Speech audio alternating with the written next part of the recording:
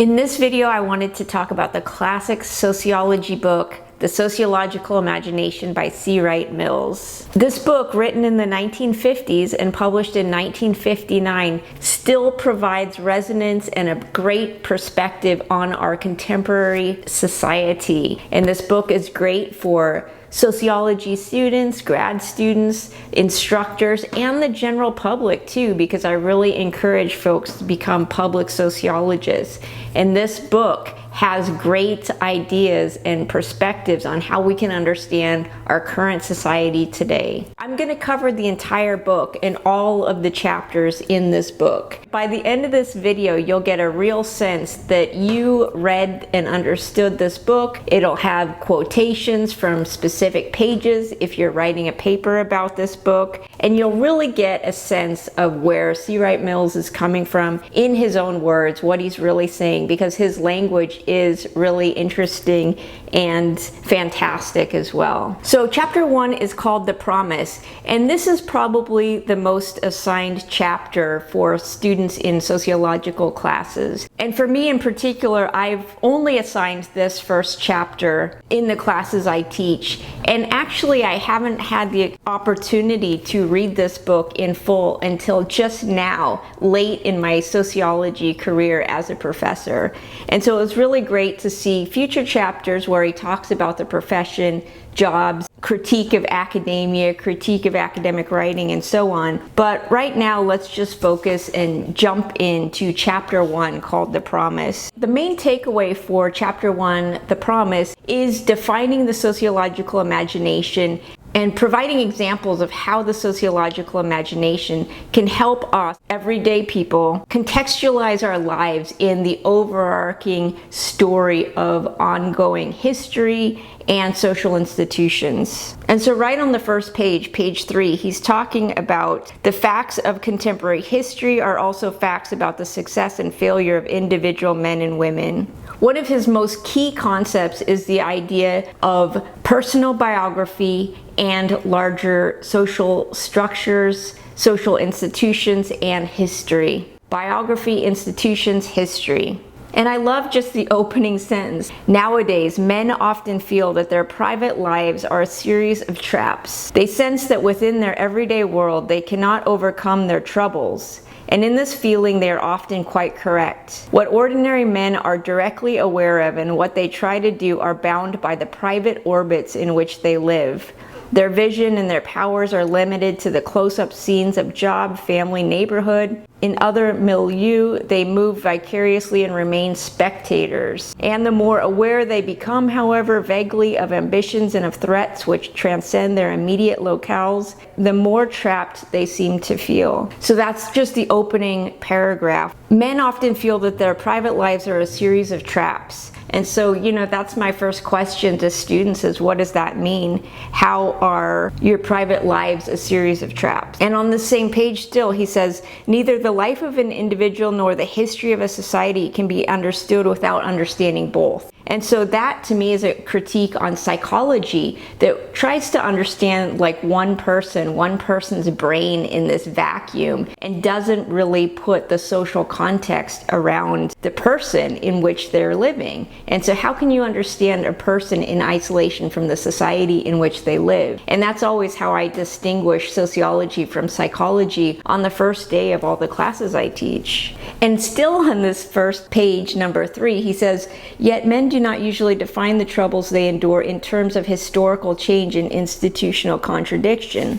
And he goes on to say, that individuals define their own personal successes or failings based on their own individuality, that it's just them, that just they lost their job today, they got divorced, they had these tragedies, and even their successes they attribute to themselves. They're successful because of their hard work. But they don't understand the interplay between their life and the larger society that has an undue amount of power over the outcomes of their own individual life. He says on the next page then, page 4, they do not possess the quality of mind essential to grasp the interplay of man and society, of biography and history, of self and world, the structural transformations that usually lie behind them. The history that now affects every man is world history. So that is the essence of the sociological imagination then, is to transcend those realms from the individual to the societal level and understand the interplay. And so one of the key questions in sociology is always about agency, individual agency. How much agency does a person have? Well, it depends. It depends a lot on this interplay of how much power they have in their demographic position. He's setting us up with this context in order to therefore define the sociological imagination,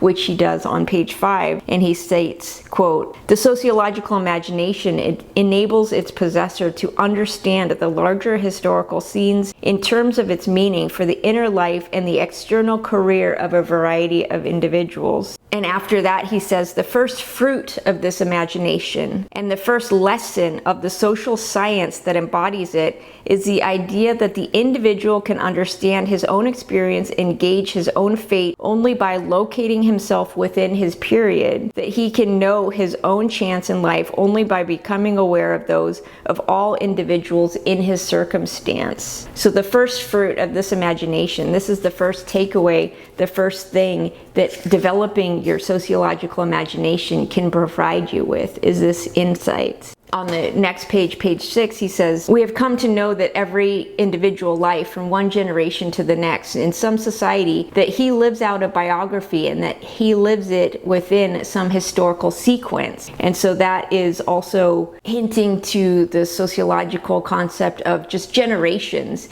that because you were born in this time period cohort, you're going to have these similar large-scale historical experiences as the backdrop of the life you live. And so depending on that historical backdrop, it is severely going to affect your life. It is, but in good ways, in bad ways, in ways in which you really feel because it's oppressive, or you don't feel it because it's liberating. But in either case, and in all cases, your social location is key to understanding what kind of life you'll have. And so, for example, one of the best sociological questions that you can ask someone, like if you're getting to know someone for the first time, is to ask them what their parents did for a living and where they were born and were raised. If you understand that start to a person's life, then you can imagine the trajectory that will follow. And of course, yes, individuals do have some kind of agency, but it's controlled within that larger social context, and especially based on how much power they have in their individual life. He also says on page 6, "No social study that does not come back to the problem of biography, of history, and of their intersections within a society has completed its intellectual journey." So that's also stating that the individual matters to this larger story, that you can't just tell the big story of history from the perspective of just great men alone without looking at the everyday people and their connection with that experience, so that the individual matters to the social sciences. And so on page 7, he says that in brief is what it means by the sociological imagination, that men now hope to grasp what is going on in the world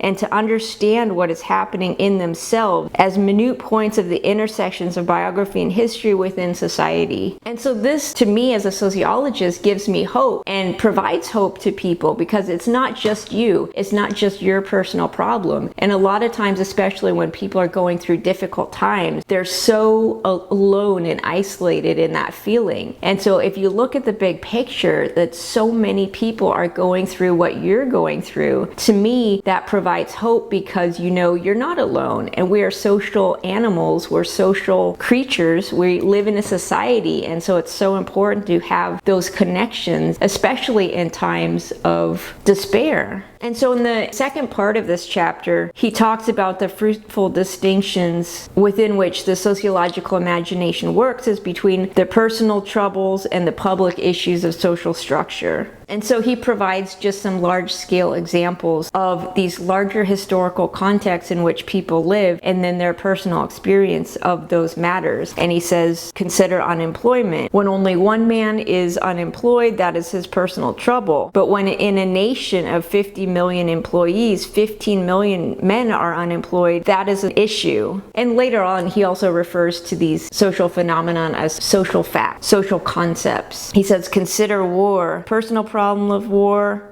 and the structural issues of war have to do with its causes. Who's in control of this war? That certain people at the top, the political leaders, are in control of commanding a war to happen, but the consequences of that war take place in the lives of the real everyday people. He says, consider marriage, consider the metropolis. And of course, these are all subfields of sociology. I teach a class called Sociology of the Family. You have classes called Urban Sociology. So it's like within each of these kinds of brackets of social engagement, you can really go in and study sociologically these issues. And these are issues between social structure, the individual, and the historical context. And so in this chapter, I think that's the biggest takeaway, is to remember those key factors of what he's talking about with the sociological imagination, and that you can transgress these different layers and go back and forth from the individual to the societal level to really understand what's happening on the large scale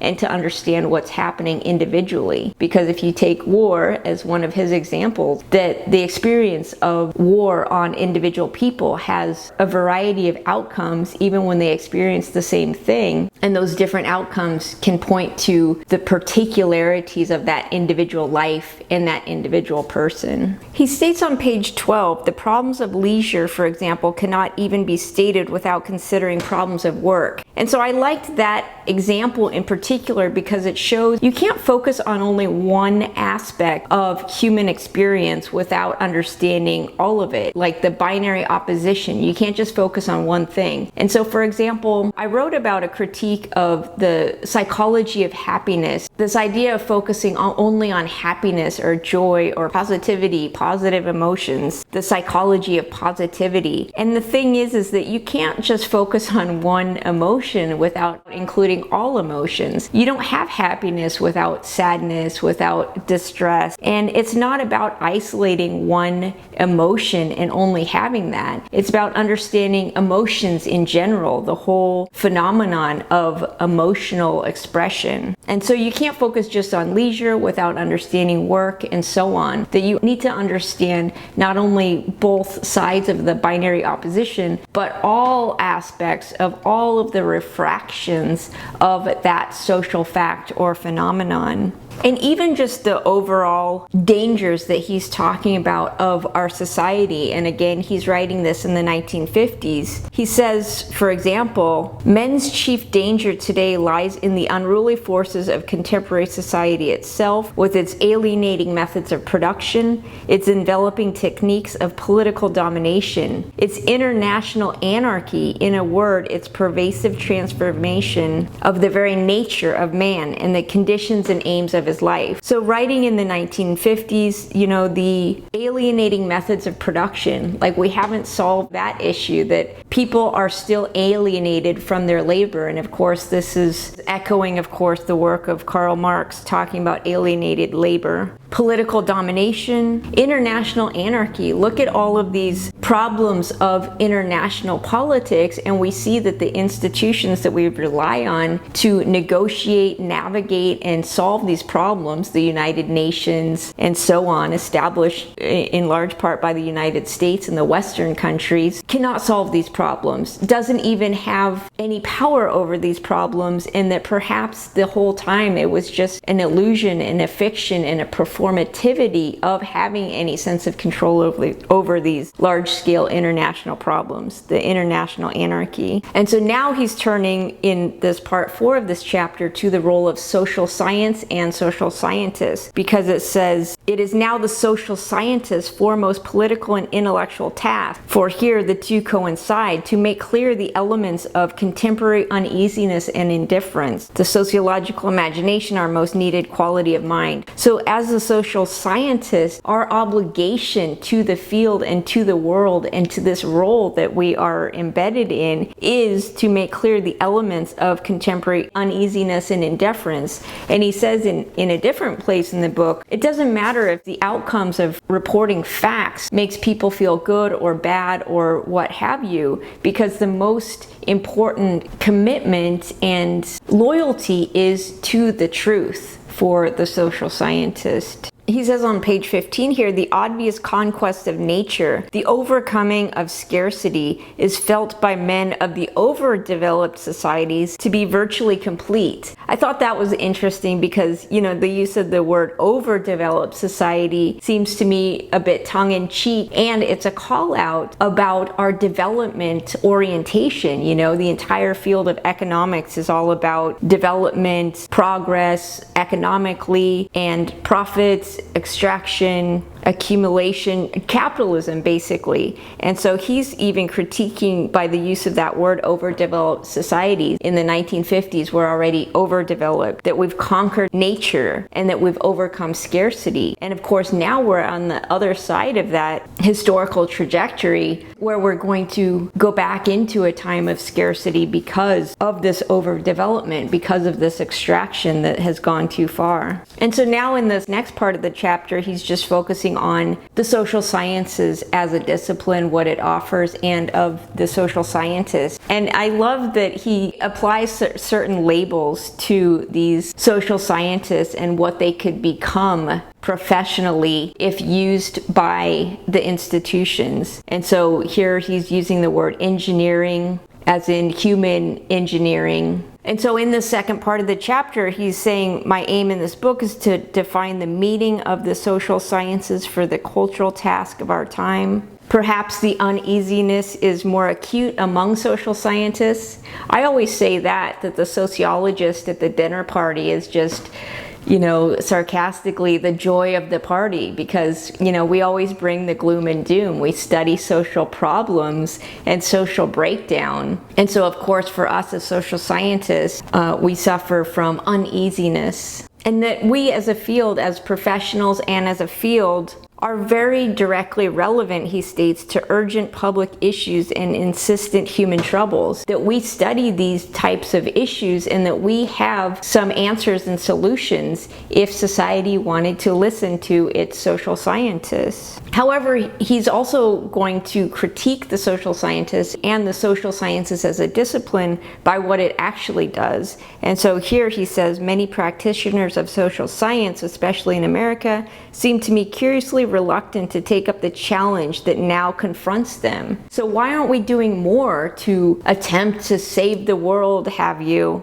And he's critiquing social scientists and the disciplines as just focusing on these little tiny studies about little aspects of society, instead of really paying attention to the big picture and what can be done at a larger scale to help the majority of people. And why aren't we sounding the alarm more than just kind of being reformists, focusing on this little minute issue here and there without connecting it to the overall structure of society? And so he's saying in this concluding part of the chapter, sociological work has tended to move in one or more of the three general directions, each of which is subject to distortion. Tendency 1, towards a theory of history, so just these grand theories, grand narratives. Tendency 2, towards a systematic theory of the nature of man in society, trying to come up with a one answer of what's happening in the whole world since the dawn of time. He's saying that's too big, that's too totalizing.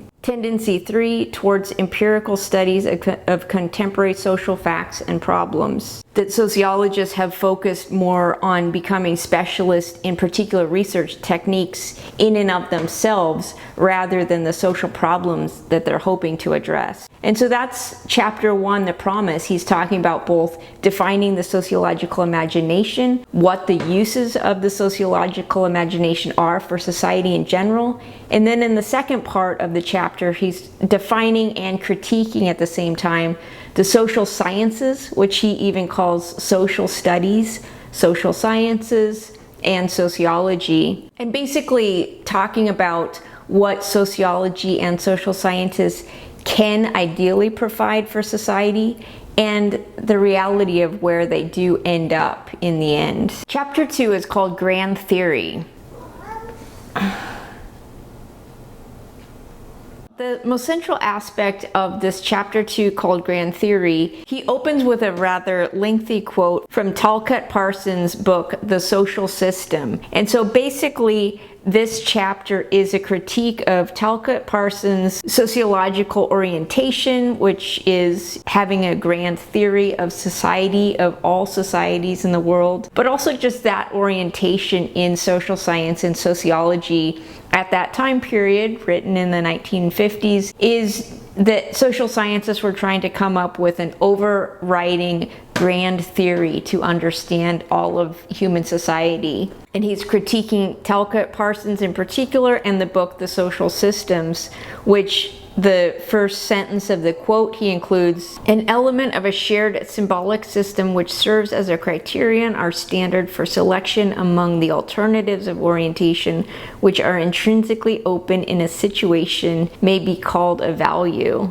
And this is quoting Talcott Parsons, who's just talking about how the symbolic system creates these senses of values which are shared by all of people, and therefore because societies have shared values, therefore people choose to behave in ways that are required or expected from their society, that they buy into this system of based on values and shared symbolisms. So on page 26, he's saying grand theory, the association and disassociation of concepts, is well worth considering. And he's addressing this idea put by Talcott Parsons. People often share standards and expect one another to stick to them. Insofar as they do, their society may be orderly. Not only Parsons, but other preeminent sociologists of this time period, the 1950s and before that, are coming from this orientation that we call structural functionalists. That basically the system requires all kinds of people, and that people just kind of plug in like cogs in a wheel where they're needed. You know, we need some people to be poor because some people are going to be rich, and so on. And so they just kind of take up these roles in society.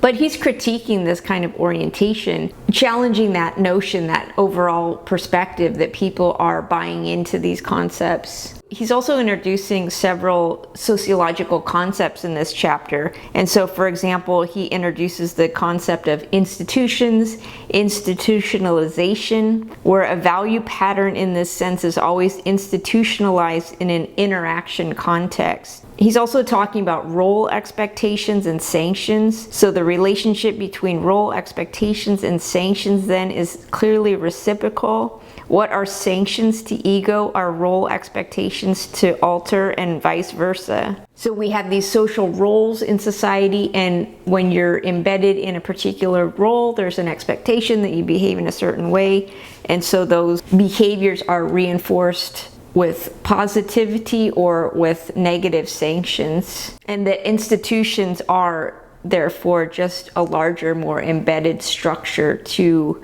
establish role expectations. And then on page 29, he's saying the big critique of this kind of perspective of these grand narratives is that the concept of anomie, as Durkheim introduced it, that what if people are not agreeing to these terms of the society in which they are born into? And so the concept of just agreeing into, buying into, being embedded into this value structure of one society is therefore related to the concept of power, which he comes to very soon after. And so power, of course, is something that sociologists are focused on centrally, and I always include that in my trilogy of social concepts that students just need to grasp and have at the center of their sociological imagination. So he's saying commonly accepted values, is that all there is to it? So he's setting up Parsons' theory of the social systems and other sociologists of the time period setting up their established argument in order to be able to then turn around and critique that in the second part of the chapter. And so, for example, on page 32, he says, here's a translation of Parsons' book in 4 paragraphs, and it's, subquoting some of these standards we may call norms. The first is socialization, second is social control. So you have these norms that regulate society. People are socialized into it, and if they don't obey out of their just identification with with what they're told to obey. There's the carrot and there's the stick. There's the stick of social control. And so therefore he's setting out the question of social scientists and of this chapter 2. He says we have 3 tasks. First, to characterize the logical style of thinking represented by grand theory. Second, to make clear a certain generic confusion in this particular example. Third, to indicate how most social scientists now set up and solve Parsons' problem of order.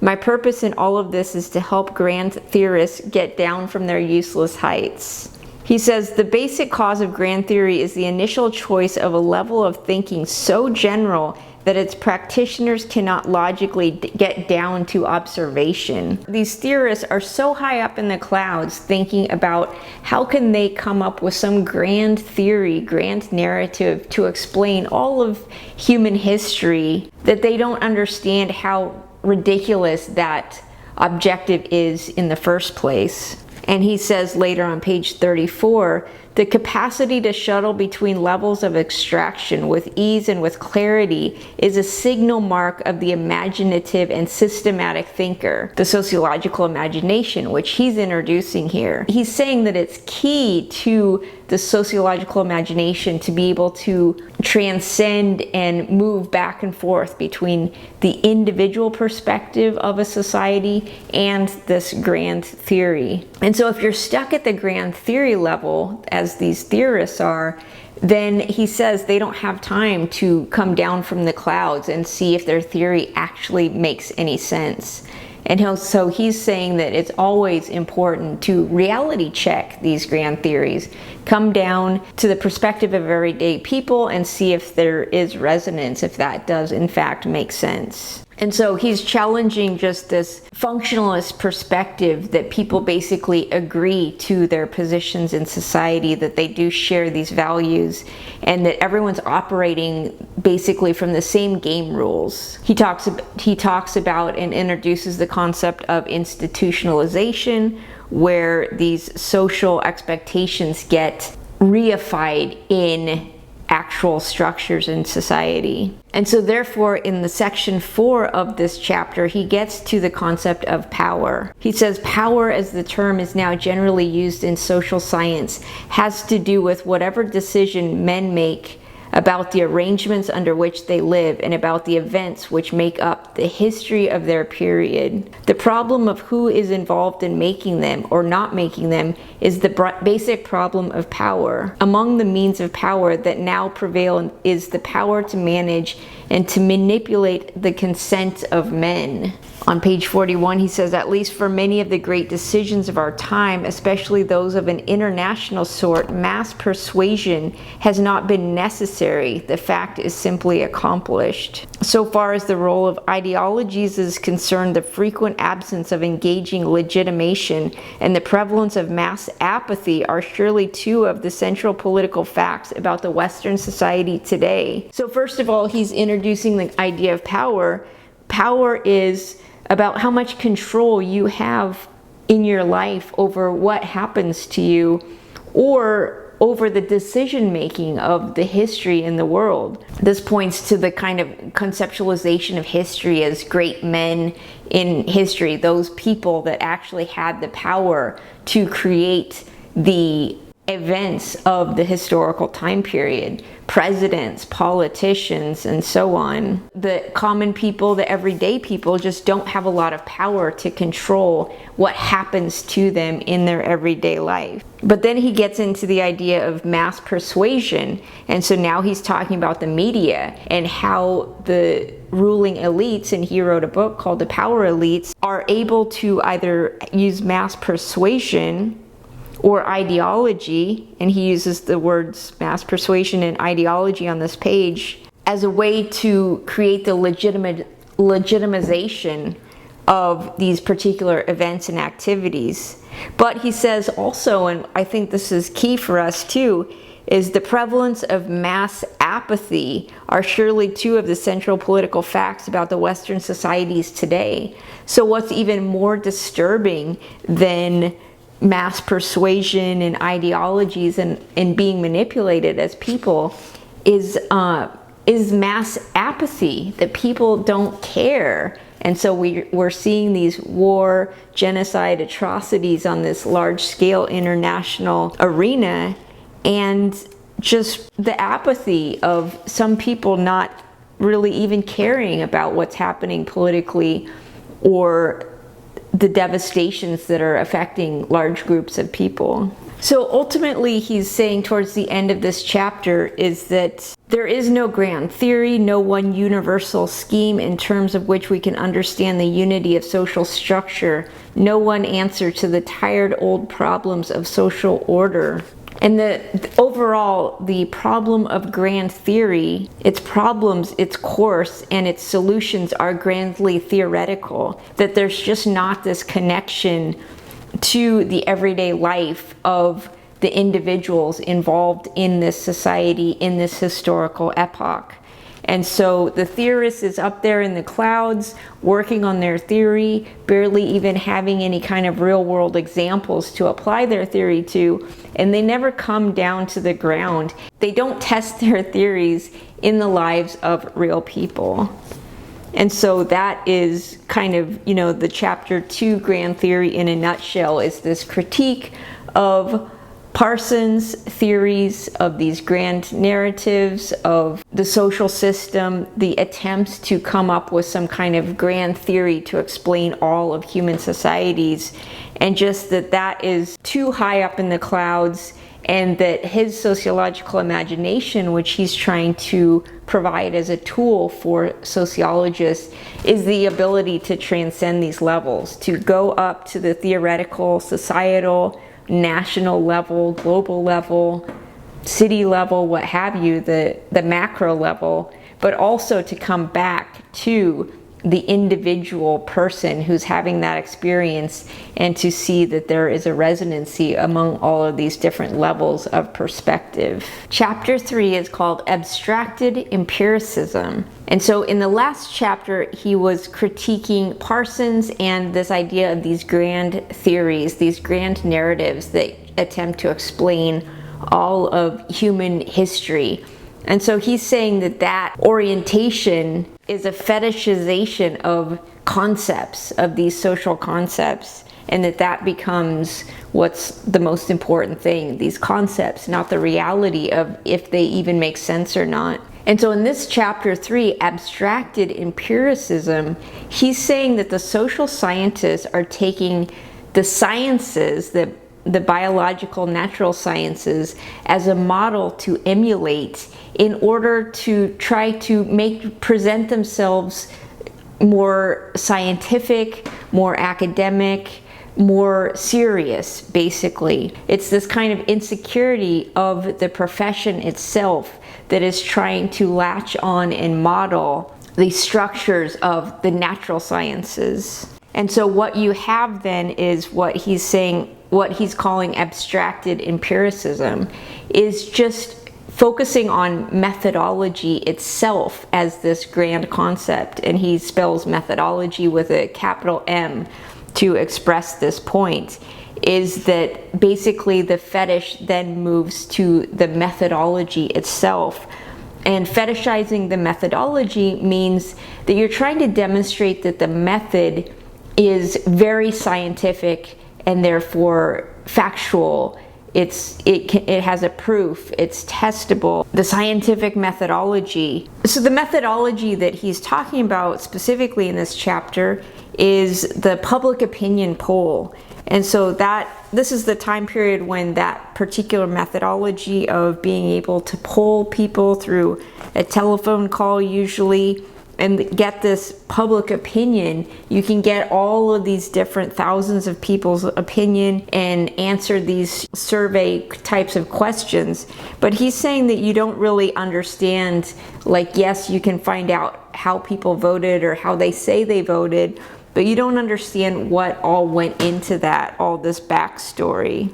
And he's saying, for example, in this school study of political life, voting behavior has been the chief subject matter chosen, I suppose, because it seems so readily amenable to statistical investigation. So thinking about just the survey method itself, you can only ask questions with closed ends and say, okay, X percentage of the people replied A, B, C, D. Well, that's as far as the data goes. It says, as a style of social science, abstracted empiricism is not characterized by any substantive prepositions or theories. It is not based upon any new conception of the nature of society or of man or upon any particular fact about them. These studies are no reason for such celebration. The most conspicuous aspect has to do with the administrative apparatus that comes to employ and the type of intellectual workmen it has recruited and trained. This apparatus has now become large-scale. Many signs point to it becoming more widespread and more influential. So this is more, early on in the development of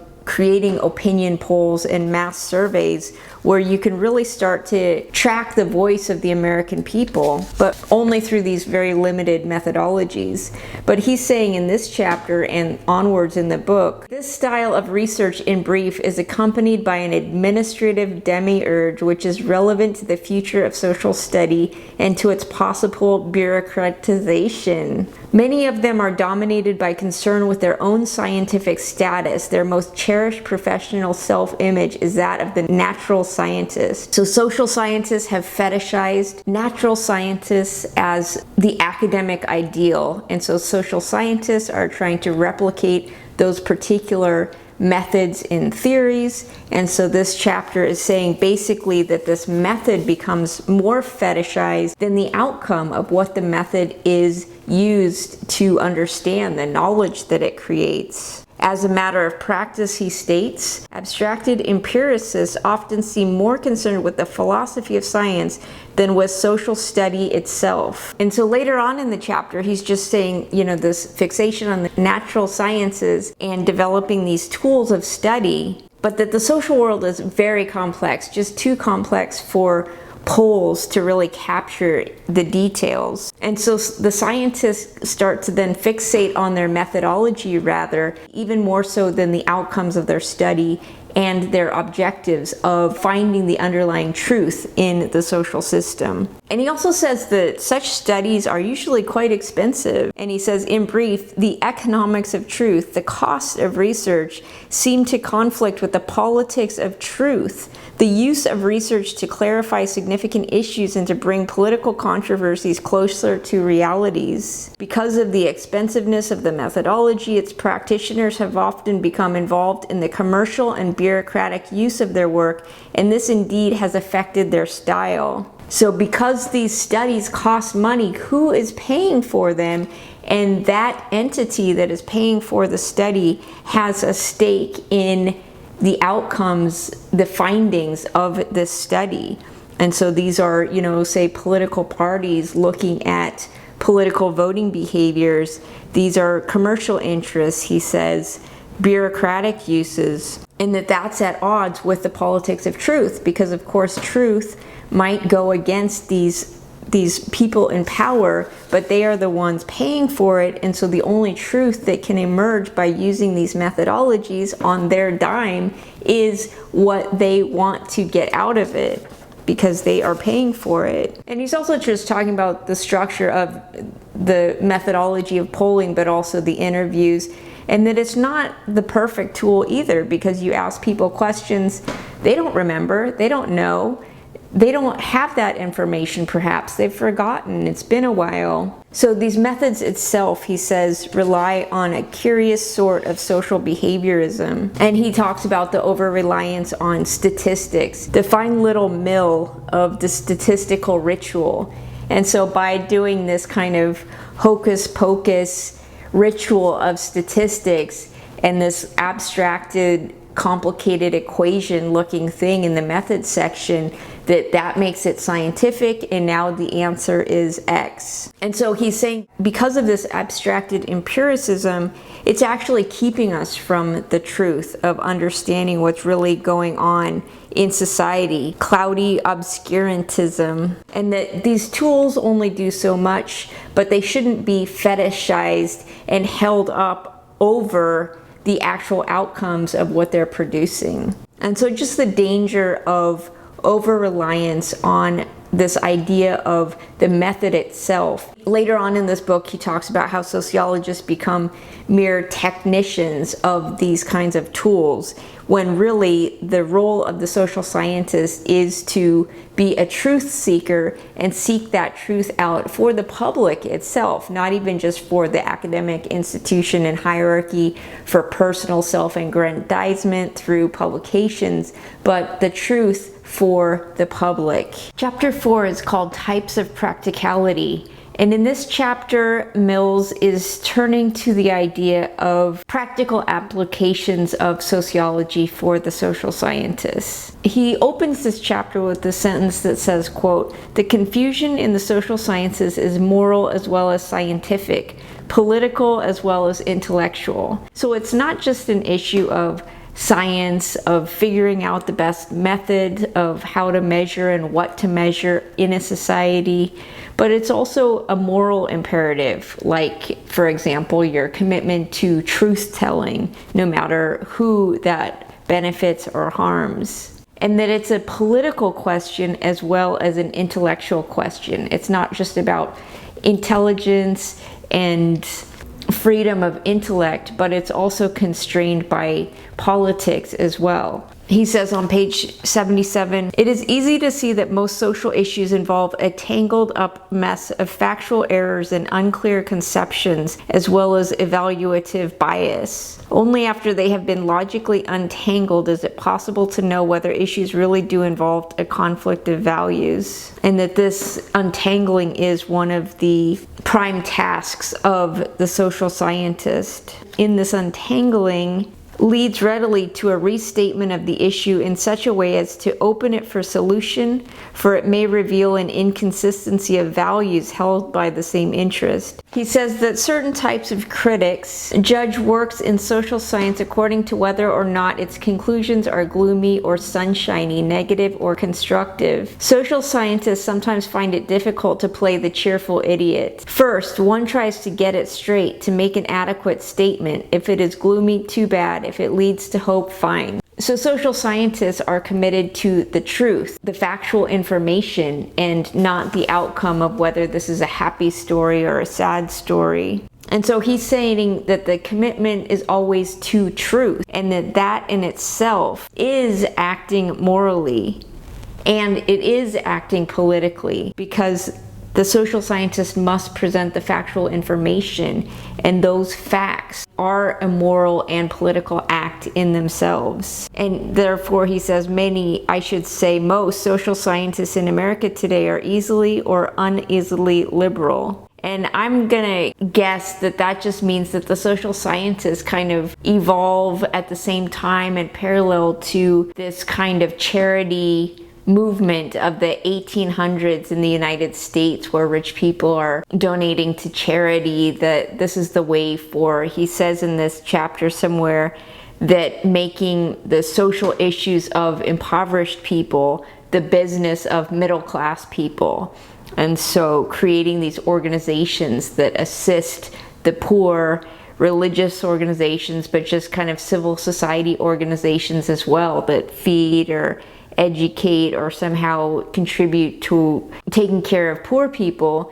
And so this idea of charity, and charity that's controlled by middle and upper income people, where rich people are able to say, like, instead of paying taxes, I'll contribute to charities and get a tax write-off, and therefore still be able to contribute to society, but have a lot more control over the manner in which they contribute. Whereas, you know, they could just pay higher taxes and the government can contribute to taking care of the poor people, which is really the job of the state. And so in this chapter called Types of Practicality, he's really talking about the practical ways in which social scientists and social science gets used and applied in society. And against this kind of moralistic ideal of social science being about fact-finding, truth-finding. The foremost job is to teach. And And his foremost job within teaching is to reveal to the students as fully as he can just how a supposedly self-disciplined mind works. The art of teaching is in considerable part the art of thinking out loud but intelligibly. In a classroom, the teacher ought to be trying to show others how one man thinks. The teacher ought then, it seems to me, to make very explicit the assumptions, the facts, the methods, the judgments, make clear the full range of moral alternatives before he gives his own choice. And so this is page 79. This is really talking about critical thinking skills, the process of thinking. And so in my classroom, I'm always asking students, applying the sociological imagination, because I might ask a question and the answer, it can be right, it can be wrong, but I want to understand how you got to that assumption, that thought process, and that estimate. And so I'm always talking in my class about using my sociological imagination, that I'm going to guess that the answer to this problem, which I don't know, is, X percentage of the population. And it's because I know certain ballpark facts about our society, and therefore I can extrapolate from that information and apply it to an area in which I don't know anything, but I'm guessing.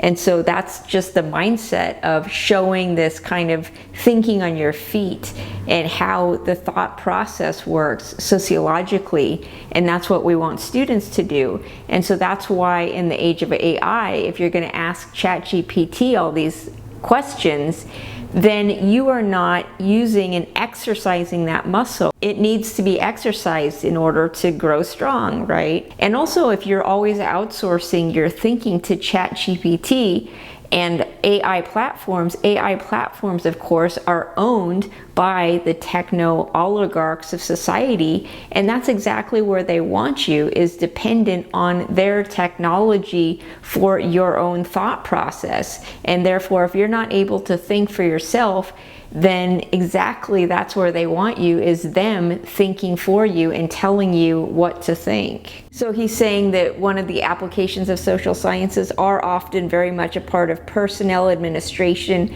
and public relations. So, personnel administration, I just kind of like these terms, and I made, this image thinking about how he is thinking about sociologists. It's kind of like what you would tell parents at the job fair of like, what kind of job can my kid get in sociology? It's like, well, they can work in personnel administration, public relations, and we'll come to others. He mentions other social science disciplines, and he says classic economics has been the major ideology of capitalism as a system of power. So the classical economics departments are justifier, an ideological, a producer of pro-capitalist ideology. And so that's why economics as a discipline in this society is so successful. Political science can often be reduced to, polling the dog race show of politics, and that's where the money's at. And so they can be reduced to these very kind of technocratic outcomes. He's saying, especially since the 30s, economists have become advisors to the government and corporations, promoting administrative techniques upon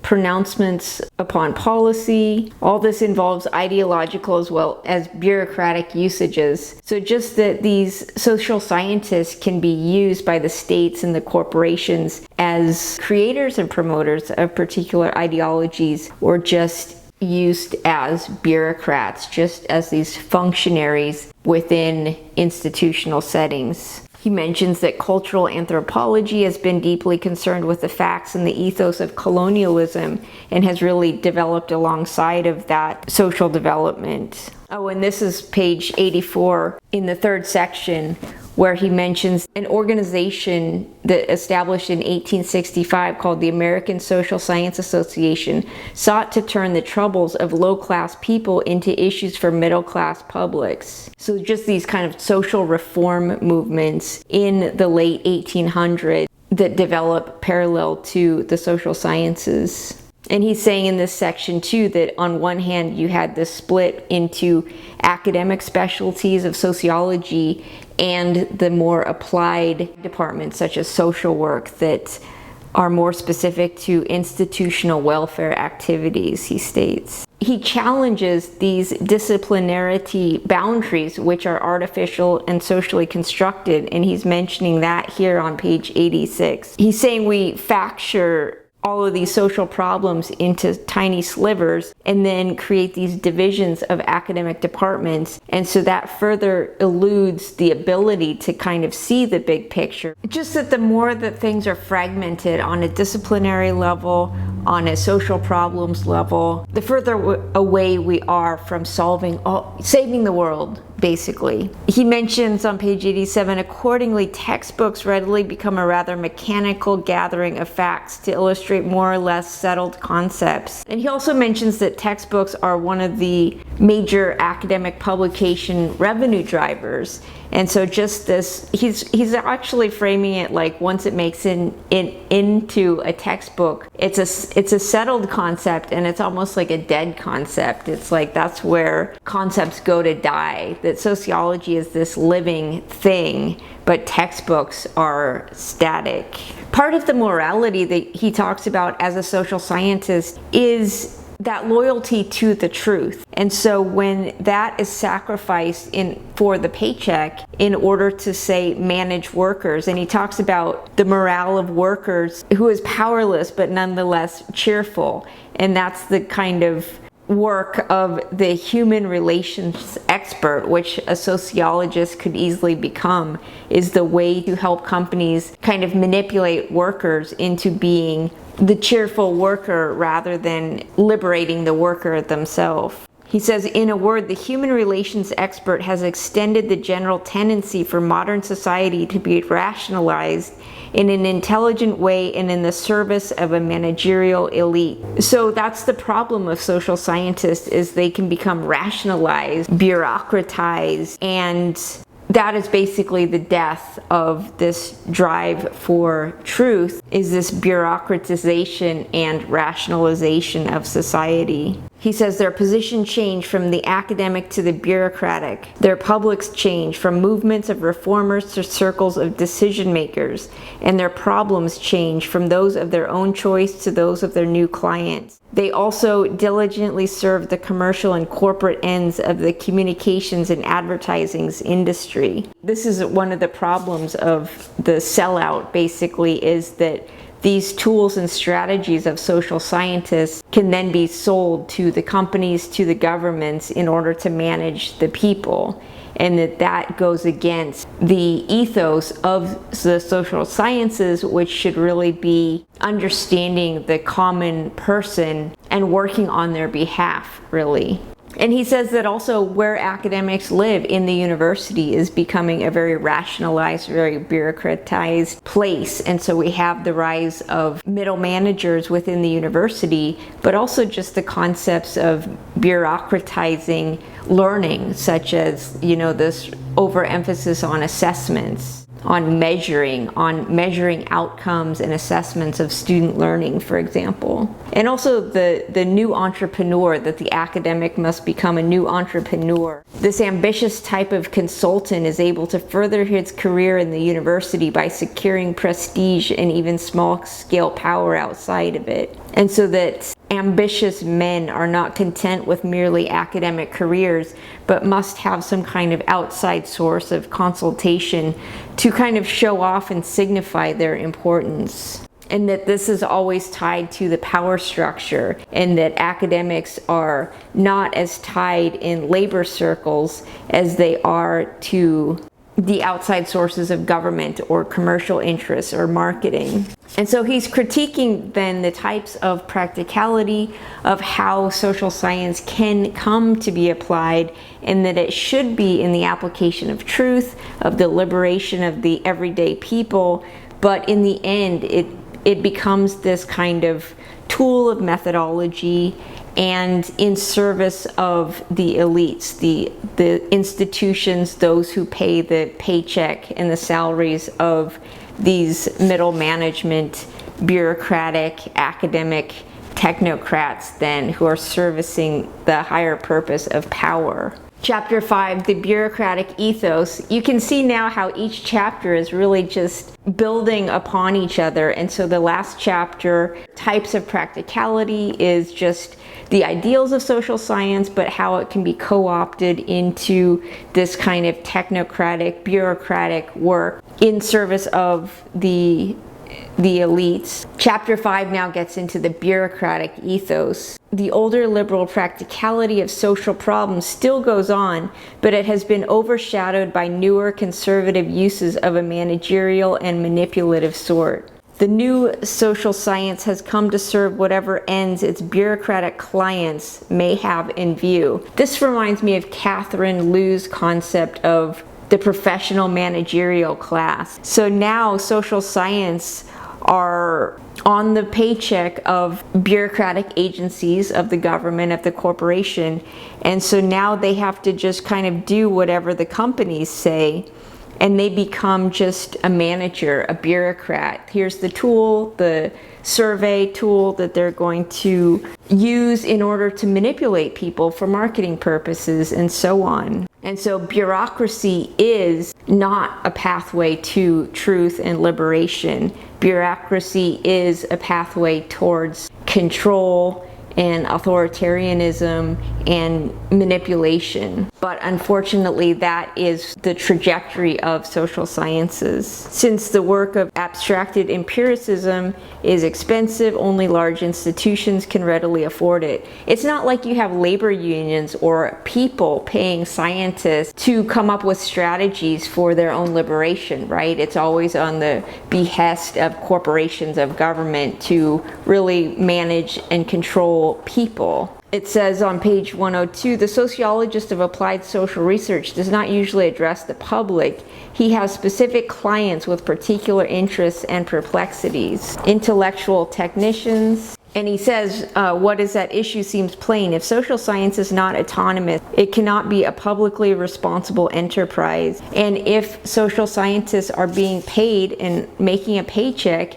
then they're not autonomous, so they're not working for just the liberation of people, but they are in service of whoever is writing that paycheck for them. And in this chapter 2, he has these terms like human behavior, human engineering, technocratic. And so this becomes, last chapter, the outcome of social science is to end up as a bureaucratic state worker. Chapter 6 is called the Philosophy of Science. And in the last chapter 5 and this chapter 6, Mills is moving beyond his critique of sociology, the promises, ideals of what it can be, and how it, as it comes to be used as a tool in service of systems of domination.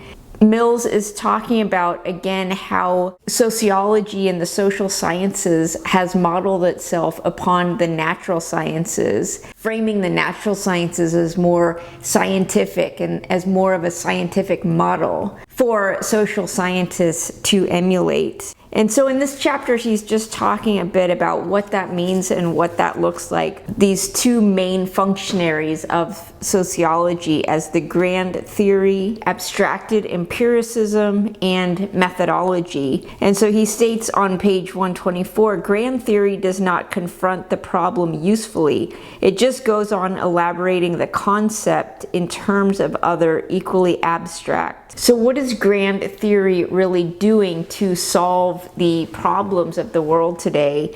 And really, it is just reproducing itself. It's creating grand theories, abstractions that spin off into more abstractions, but it does not confront the problem usefully. What abstracted imperialists call empirical data represents a very abstracted view of everyday social worlds. From grand theory, abstraction concepts, abstracted empiricism, more abstraction and concepts, and methodology, method with a capital M, reproduces these tools. And so none of these pieces are really solving the problems or contributing to fixing societal ills. He talks on page 125 about how part of the scientific method is the ability to verify. And so he says the problem is, first, what to verify, and second, how to verify it. In abstracted empiricism, what to verify often does not seem to be taken as serious issue. He says in classic practice, what to verify is usually considered as important or perhaps more important than how to verify it.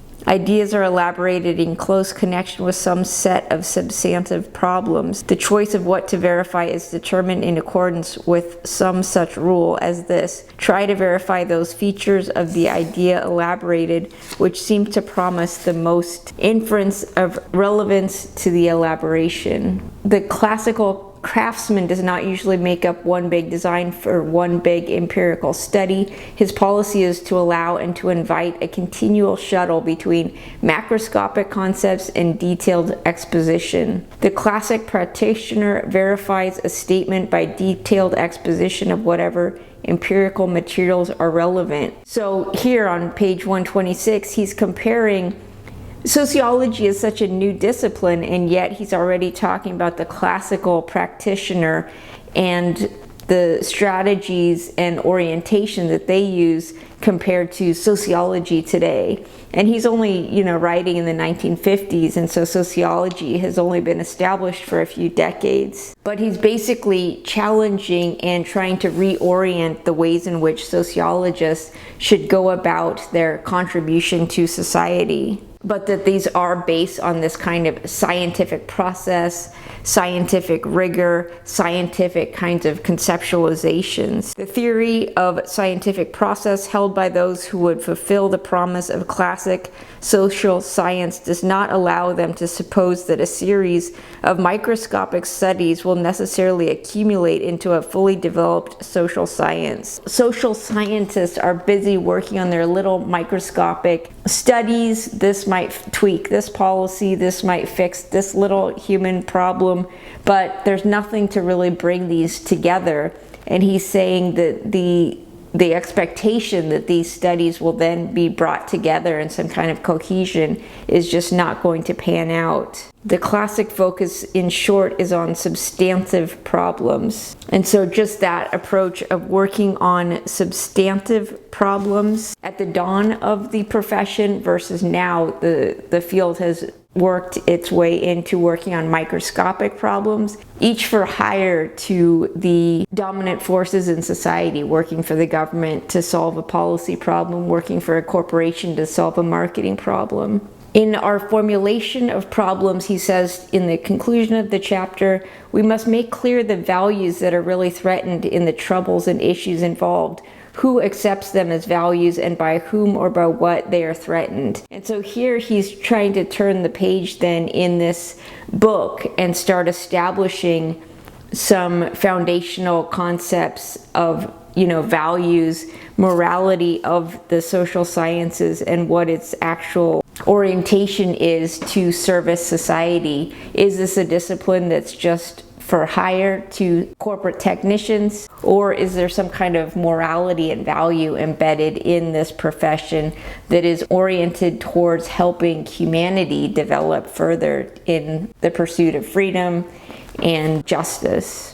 And so chapter 6 is just talking about this philosophies of science and how this ideal of the scientific method of being a science, a social science, then modeled on the natural sciences, underbeds some assumptions within the field. Chapter 7 is called The Human Variety. In this chapter, Mills is basically trying to define what is the object of study for the social sciences. He says on page 132, what social science is properly about is the human variety, which consists of all the social worlds in which men have lived, are living, and might live. I love this chapter talking about the human variety because, for example, think about the question people often ask of what is human behavior? Is it good? Is it bad? Or people say things like, I think human behavior is ultimately good. Look at this random evidence. To me, I've always said human behavior is everything possible that humans have done. You can't say humans are good or bad. They're everything. They're all of it. And even,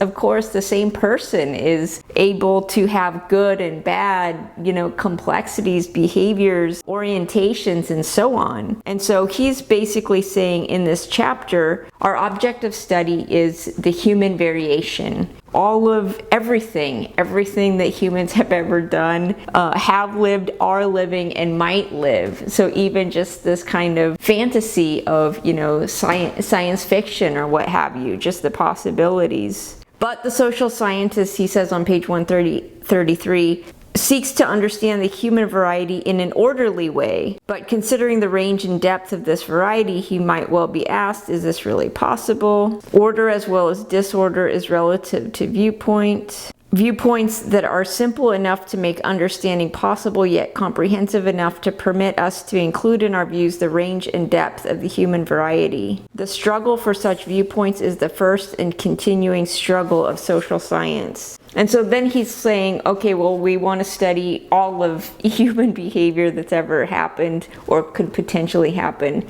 So how to approach that, how to do that. And on page 134, he talks about having an approach that is systems based. And it seems like that's kind of a new orientation in the academic world, is thinking about, instead of academic disciplines that, are social constructs, to approach a problem, a social problem, a natural problem, from a systems orientation of looking at this problem and having an interdisciplinary, multidisciplinary approach to solving that problem, and seeing how systems, a whole system and a whole ecosphere works together, and how these systems, both natural science and social studies, reinforce each other. And so he's saying that just looking at the ways in which we divide and categorize our approach to understanding the human variety, so we, in sociology especially, approach that by looking at institutions. And so he talks about institutions, understanding how one institution works, how institutions reinforce each other. Because I've mentioned to my students before, all of the systems reinforce each other in these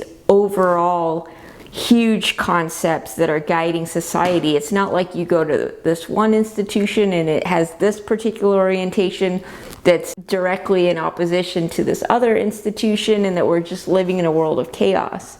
Like, there are fundamental societal values that underlie all the institutions that reinforce each other. In the second section of this chapter on page 135, he says, in our period, social structures are usually organized under a political state. The nation state is now the dominating form in the world history. And so talking about the nation state, but that itself is a social construction, and why we use that, but its limitations. Obviously, if we're thinking about system structures, for example, if you're thinking about climate change, if you're thinking about the water systems, then that transverses all nation states and boundaries. And he talks about different disciplines and how their approach to understanding the human variety. Cultural anthropology uses, what kind of brackets do each of these disciplines use to understand the human variety? So cultural anthropology uses culture as a concept or boundary to approach humans. And so just the different departmentalizations of social science and how that configures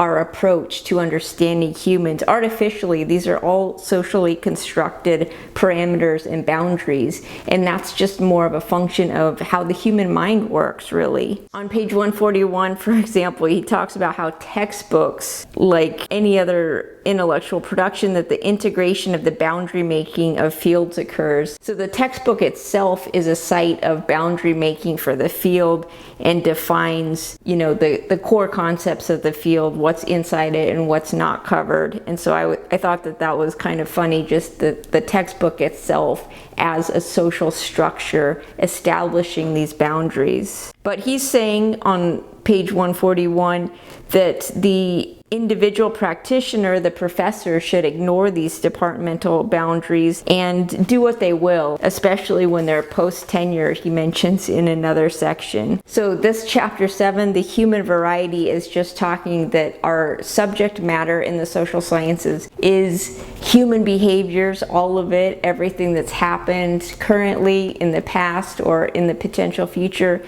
the ways in which we bracket these off and the ways in which we should approach it from a more integrated systems approach, which is just interesting nowadays because that kind of systems talk is coming back again in academia to talk about approaching social problems from an interdisciplinary manner in which we can use all the disciplines necessary to approach a particular problem from a variety of perspectives. Chapter 8 is called Uses of History. I bet you can guess what this chapter is about. The first sentence of this chapter says, social science deals with problems of biography, of history, and of their intersection within social structures. Biography, history, society. The master task of the historian is to keep the human record straight. The historian represents the organized memory of mankind, and that memory, as written history, is enormously malleable, he states on page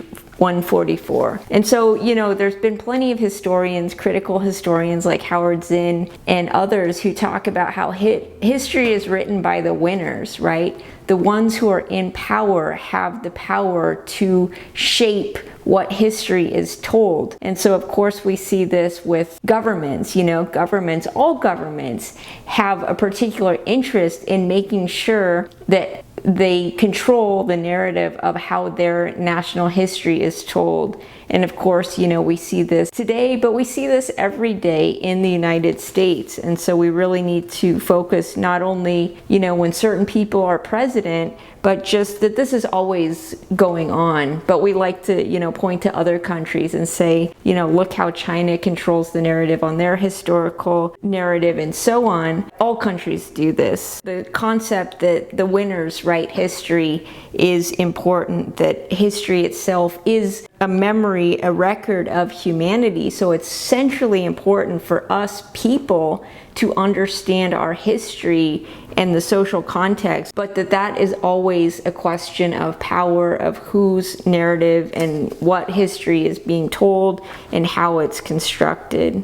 And he says on page 145, the historian cannot avoid making a selection of facts. You have to select and put it in a book. The book can't have more than 1,000 pages, so it has to be some kind of selection and process. And so social scientists then, who are not historians, are using history to understand contemporary phenomenon of social experience. He quotes Paul Sweezy's excellent phrase, an attempt to write the present as history. We need the variety provided by history in order to even ask sociological questions properly, much less to answer them. Comparisons are required. So we don't even know what question is possible to ask unless we know, okay, this is the historical trajectory. We know where this society's been. We know where it is currently, so that longitudinal perspective can then lend itself to creating proper sociological questions about what is happening today.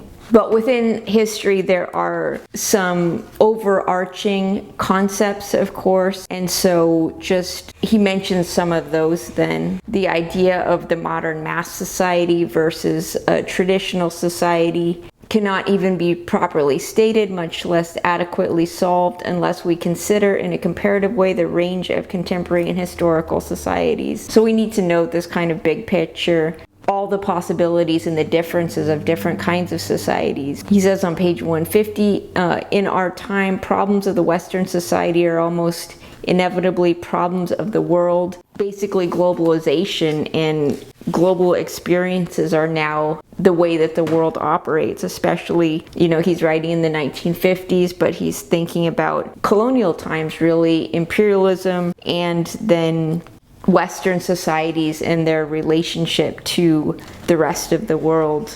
That the globe becomes a unit of function for humanity because now we have a global trade system, for example. And he also just tries to pinpoint some overarching historical themes within understanding global history then. And so many of the conceptions most commonly used in social sciences have to do with the historical transition from the rural community of feudal times to the urban society of the modern age. And so that is kind of, the crux of where we are within human history, basically is this transition from rural communities to the modern age.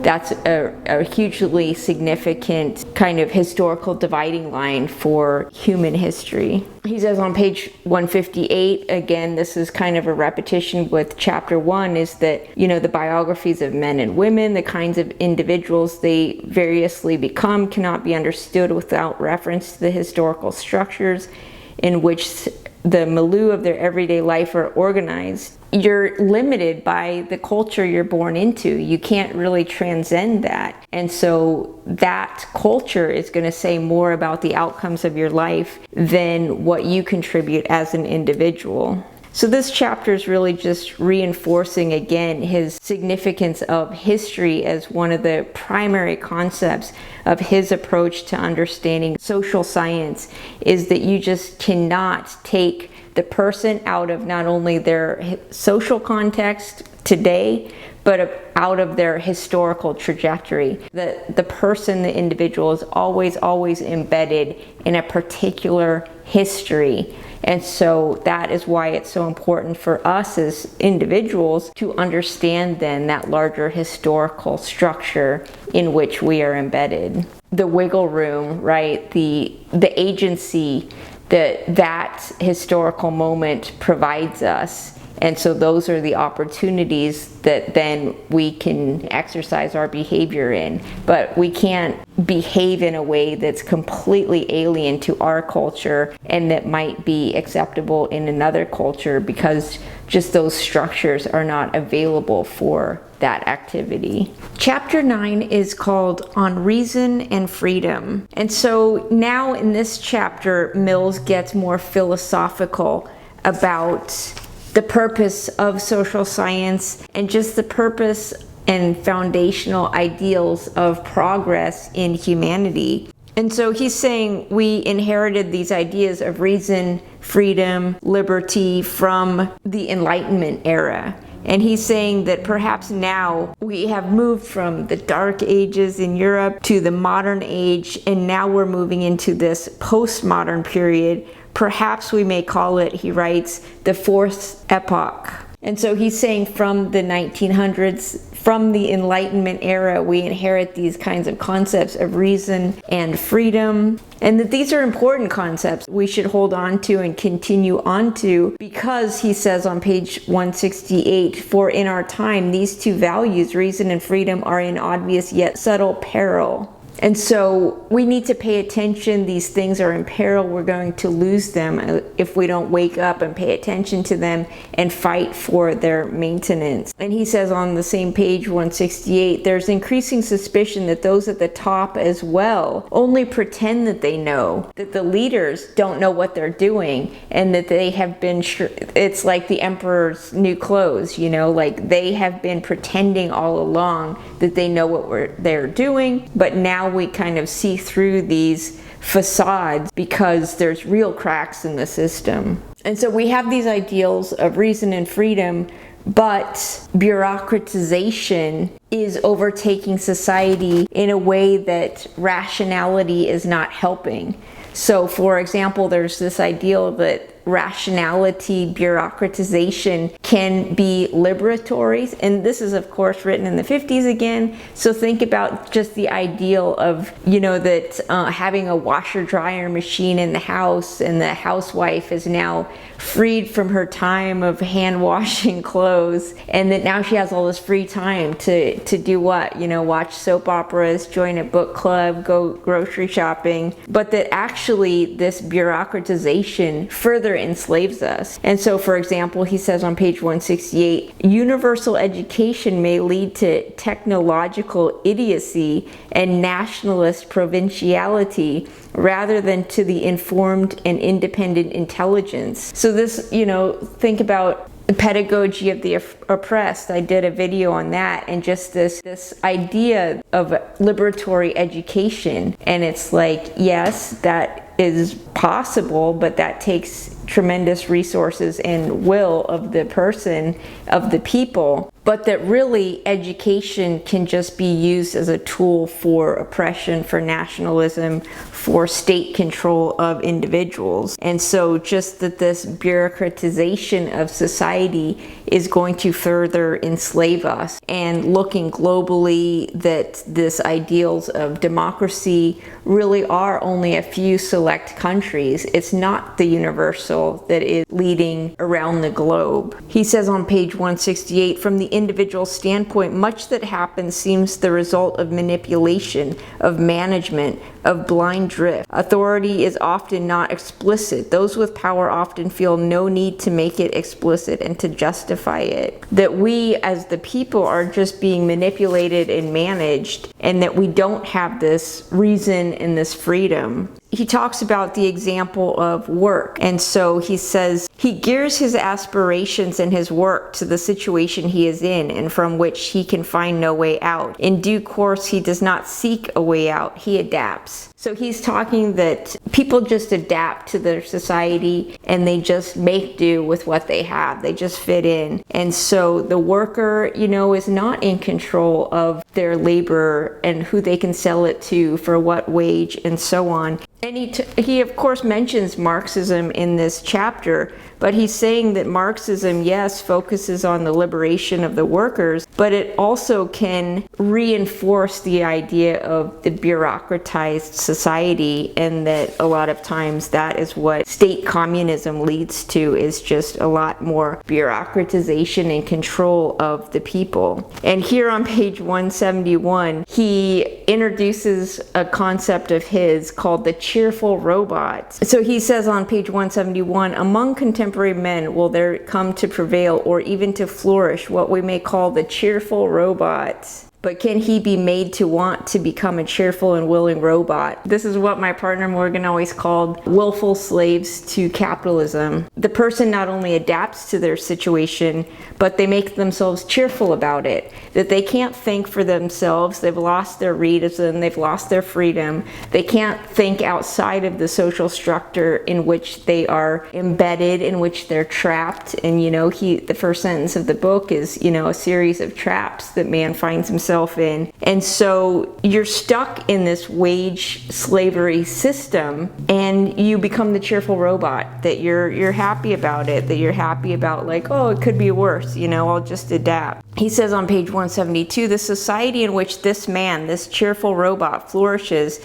is the antithesis of the free society, or in the literal and plain meaning of the word, of a democratic society. This cheerful robot is what we see today, who would be the neoliberal entrepreneur, that we all have to sell ourselves, that not only do we not have full-time employment now, but we're selling ourselves to the algorithm for this piecemeal work, as Uber drivers, as Amazon delivery people. That this shows the cheerful robot is the one who has to sell themselves. For example, just aspiring to be a YouTuber or aspiring to be an influencer. That these people have adapted to the situation, the entrepreneur, and now they are just going to try to work hard to succeed in this system that is completely set up against their success. He says on page 173, the moral and the intellectual promise of social science is that freedom and reason will remain cherished values,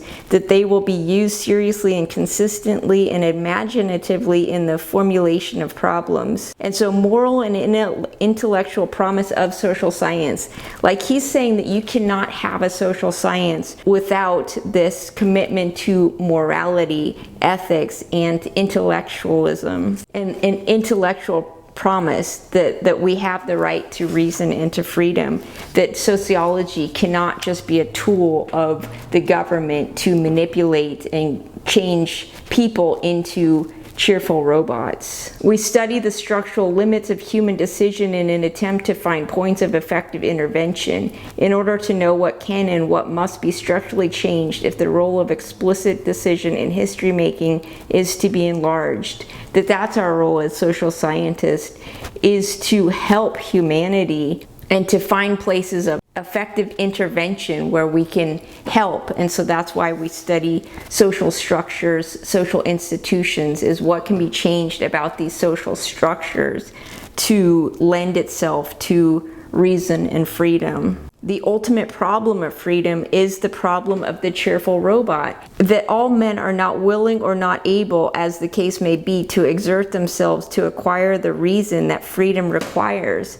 So freedom requires work. We as educators are really thinking about these things, thinking about education in the world of generative AI, where students don't want to do any work and just want to rely on generative AI to do their thinking for them. But if you're allowing the technocratic billionaires to control all your thoughts and your expansion of your mind, then they own you. And so freedom requires work.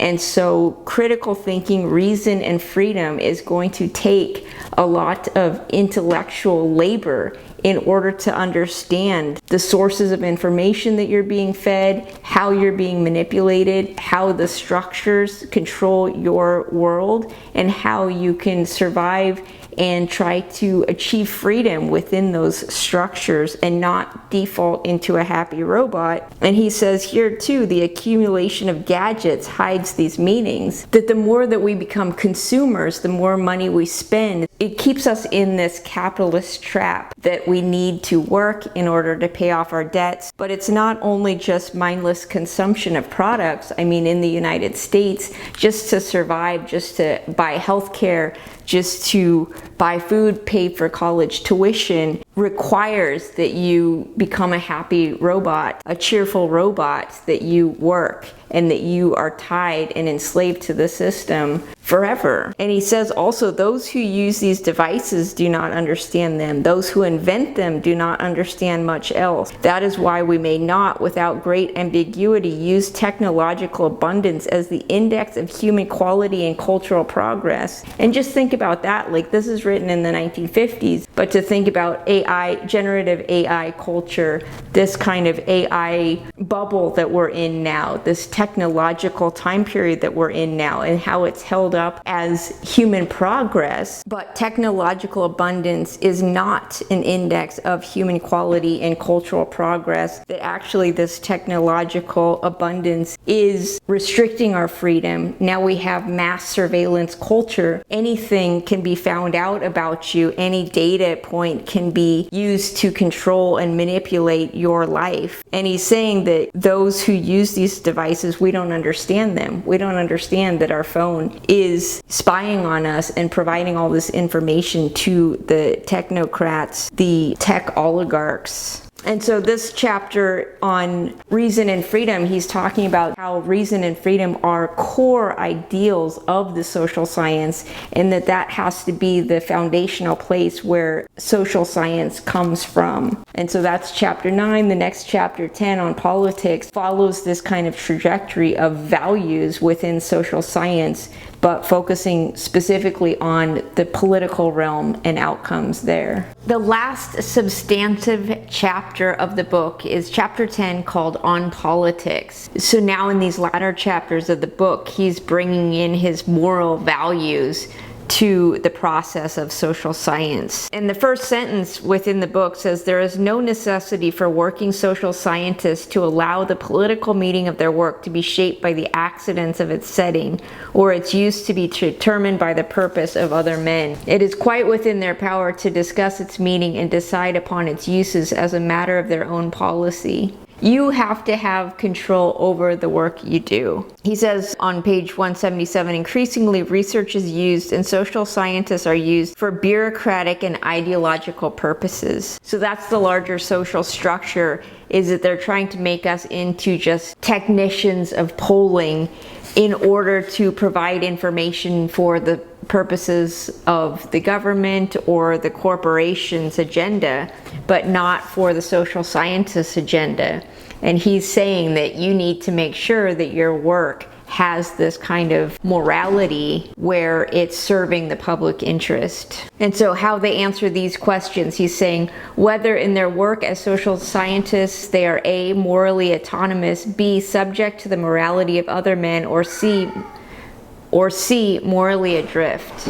On page 180, he talks about the rather foolish ideas that social scientists may attempt to enact. And the first one is that he should become a philosopher king, is only one idea of the public role that the social scientists may attempt to enact. The second, and now the most usual role, is to become an advisor to the king. The third way, it is to remain independent, to do one's own work, to select one's own problems, but to direct this work at kings as well as to publics. And he critiques the advisor to the king role, saying, that is one reason I am so impressed by the loyalty of some consultants to the unenlightened despots they serve. So either a social scientist can fancy themselves a philosopher king, become an advisor to a king, or remain independent. And so that's, kind of simplistic. Like, it reminds me of Pedagogy of the Oppressed. I did the video on that book. Basically, he's saying, like, either you work for the king or you're independent. And so I can imagine a lot of bureaucrats these days, I mean, it's just ever finer shades of gray in between that. He says on page 183, they neither raise demands on the powerful for alternative policies nor set forth such alternatives before publics.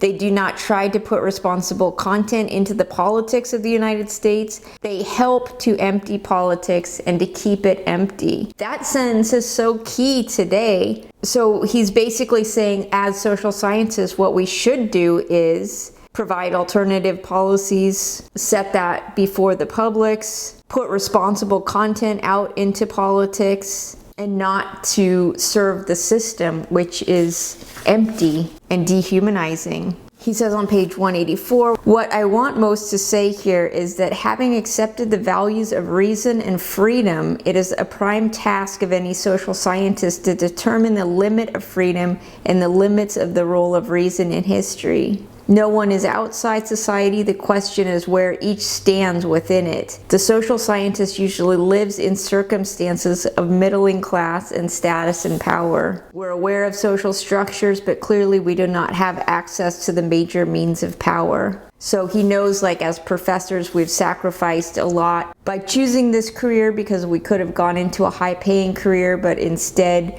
we enter this field of academia, which in this book, in this time period of the 50s, has these, or at least Mills is saying, we should have these values as a profession. And so we are, by becoming social scientists, then we're committing ourselves to these values, which, is itself quite an assumption, and clearly that doesn't really pan out for everyone, because plenty of people are the cheerful robot, as he calls them.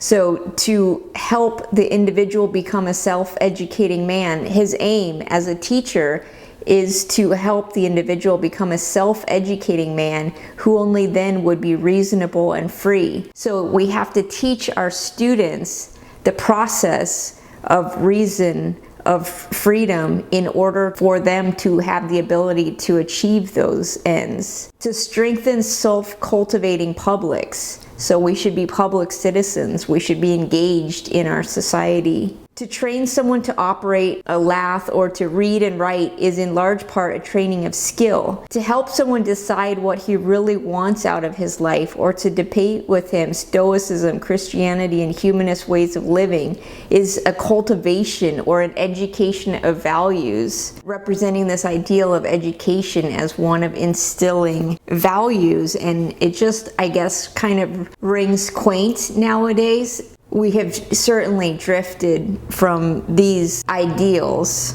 And so he's talking about the political structure now too, and how politics should be run. What are required are parties and movements and publics having two characteristics. Within them, ideas and alternatives of social life are truly debated, and two, they have a chance really to influence decisions of structural consequence. So that's getting back to de Tocqueville, thinking about America as he's traveling across the country, of this really active, vibrant civil society, that people are engaged in their local communities, in politics, in the systems. And do people really have influence decisions of structural consequence? And I think, we're way further from that ideal now than in the 50s, although in the 50s you're primarily talking about white men and everyone else is kind of outside of power. So I guess in that perspective, we're continually outside of power, and we're not meaningfully engaged in a debate about our political system, because that debate nowadays is taking place in these corporate spaces that are owned by the tech oligarchs such as Facebook. 191, he says, to do so, of course, is to risk trouble, or what is more serious, to face a quite deadly indifference. It requires that we deliberately present controversial theories and facts and actively encourage controversy. Sociologists, social scientists cannot help but actively encourage controversy, because that is active discussion and engagement in politics, in society. And that yes, this is risking trouble, but this is what a democracy requires, especially of its social scientists. But I love that term, deadly indifference. Like, wow, especially us teachers really feel that deadly indifference. You know, we are so committed to these ideals that are in this book, but we feel that our students are not as engaged on wanting to be in college for the learning enjoyment itself, and instead are more, focused on the outcomes of getting a job. But there's a critique to that too, of saying that, especially the boomer generation, they left college and they had jobs lined up for them and they had no student debt. And now the world that young people are entering into is they have no risk abilities because they're maxed out in student loan debt, in the cost of just surviving in this system. So that is the conclusion to the final chapter on politics. And so he's really talking about just the place of social science in our society now, and what it should do as an activity, as an outcome, as a product, as a process in society. So that's the end of the book, but there is another chapter in the appendix called On Intellectual Craftsmanship, so I will cover that as well.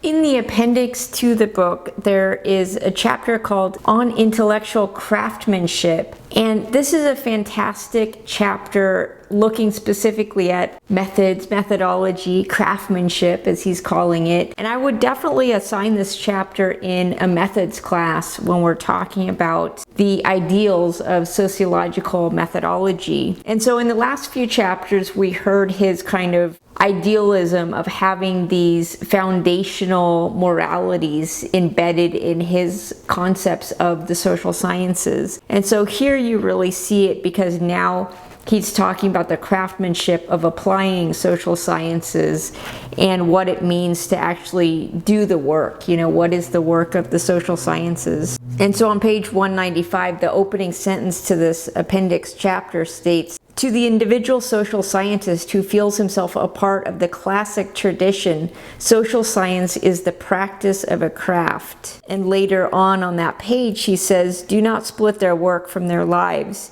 So he's saying, just like he started the first chapter of the Sociological Imagination of the promise, talking about, his concept of the intersection of history and biography, he's saying that the social scientist needs to start there in his journey to social science. Start with what you know, with what you love, with who your biography represents. And so he says on page 196, what this means is that you must learn to use your life experience in your intellectual work, continually to examine and interpret it. Keep a journal.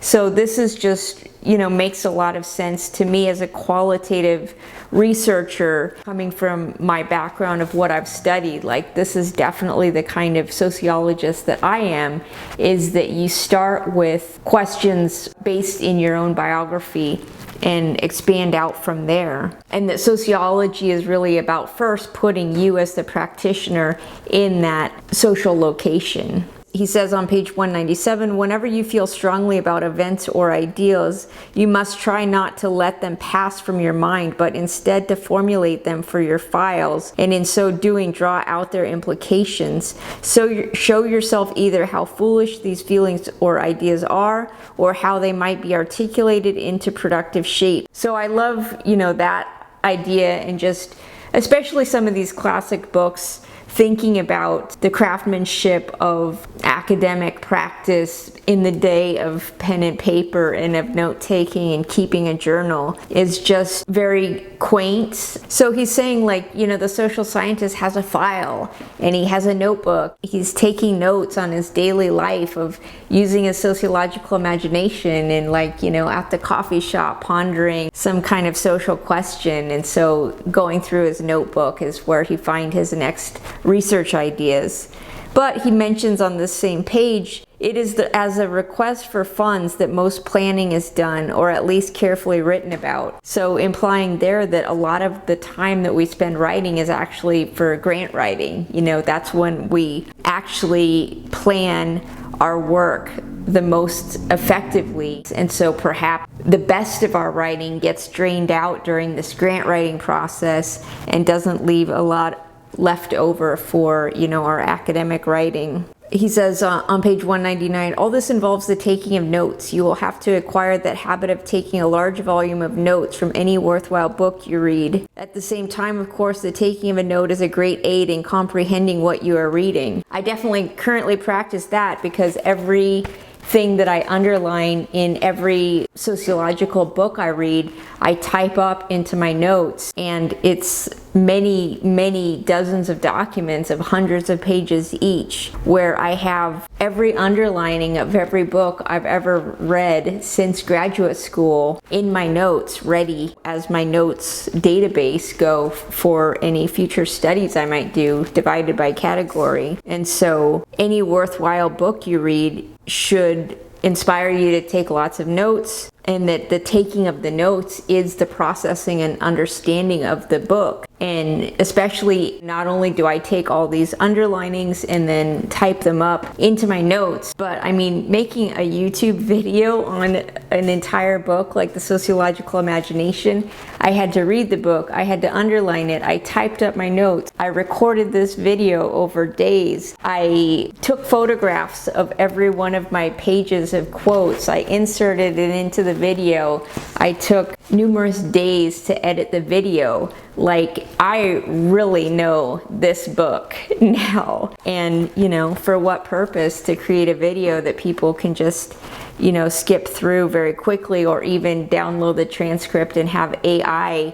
summarize it for them to just give them a list of bullet points. You know, it's like, you know, I was talking to my colleagues about AI and versus the classroom, and to me, like, to really sit with a book like this is delicious, you know.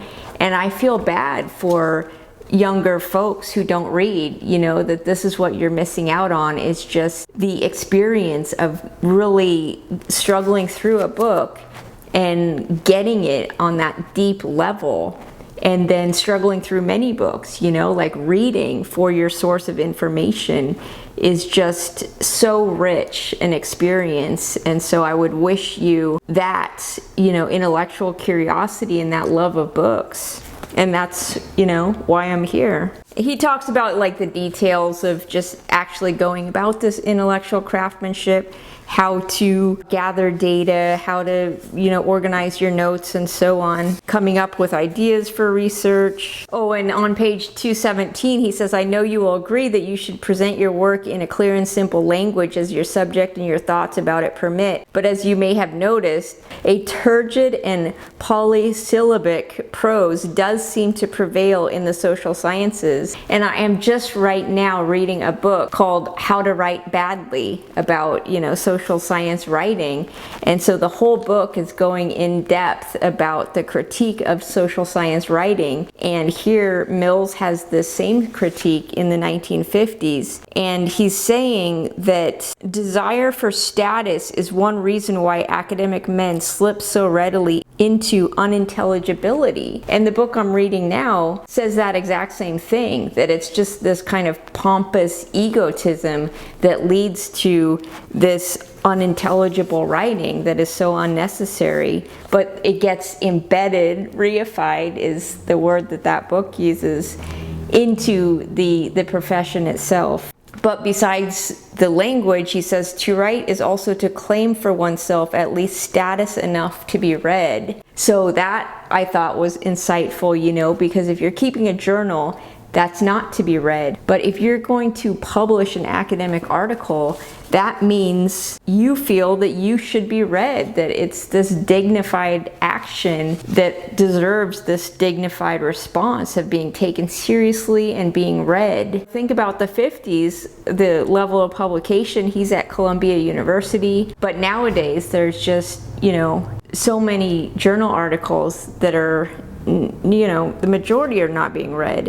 He says on page 221, question of audience. It's very important for any writer to have in mind just what kind of people he is trying to speak to and also what he really thinks of them. So writing is also very much intentionally about your understanding of an audience. And so I think this last appendix chapter is really worthwhile for the graduate student thinking about methodology or the sociologist. And he's really just essentially supporting that kind of qualitative ethnographic research and embedding yourself into the work you do. And there's an afterword written by Professor Todd Gitlin who overviews the significance of Mills in sociology. It's a delightful overview of one sociologist appreciating the position of a classic theorist such as Mills in the discipline. But this is the first time I really read the Sociological Imagination fully, late into my sociological career, and I think it's a delightful book, and it really is very idealistic about the nobleness of what the profession could be. And so therefore it's nostalgic, and it's also very sad that we're not more empowered and doing better to contribute to society as a profession, that we have become these technocrats in service of the government or the corporation, and that we kind of even gave up that commitment to the higher nobility of the profession, and also just that our civil society and our society is in disarray, and that we have rampant social problems that sociologists feel that they could answer. But it's clearly not about having the answers and contributing that policy information to society, which he's saying that is the role of the sociologist, but it's clearly just a question of power, People in power will lead as they want to, regardless of the scientific evidence. And, in 2025, could not be even more clear that the scientific evidence is being thrown out the window. The rulers decide, whatever whims they want to follow. So it's a disturbing time to be a sociologist, but we can apply our sociological imagination to what's going on today. I really want to get into reading more books lately that resonate with, what's happening in our country politically as well. So I hope you will join me for those future books, but I really do invite you to, look up this book on the internet. I'm sure that especially the first chapter is widely available, and just read this quaint chapter, this quaint book, and think about